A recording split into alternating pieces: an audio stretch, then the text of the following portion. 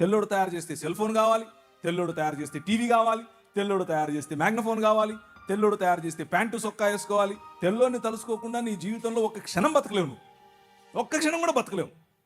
నువ్వేమో మళ్ళీ ఆటనేది బయట నుంచి వచ్చింది, బయట నుంచి ఏం రాలేదు. ఇక్కడదే యేసుక్రీస్తు చనిపోయి తిరిగి లేచిన తర్వాత ఆయన ప్రపంచం అంతటిపైన రాజుగా తనను తాను ప్రకటించుకున్న తర్వాత తోమాను పంపించాడు. తోమా ఇక్కడికే వచ్చాడు. తోమా భారతదేశానికి వచ్చాడు.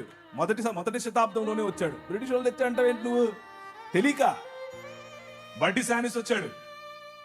ఆ తర్వాత మెల్లిమెల్లిగా క్రీస్తు శకం 500 నుంచి మొదలైంది పరంపర. ఇది కొత్త మతం ఏం కాదు. 2000 సంవత్సరాలుగా ఉనికిలో ఉన్న మతం, 2000 సంవత్సరాలుగా ఉనికిలో ఉన్న మానవ మార్గం, మనిషిని మనిషిగా గుర్తించే మార్గం. ఈ మార్గం బయట నుంచి వచ్చిందేమి కాదు, ఇక్కడదే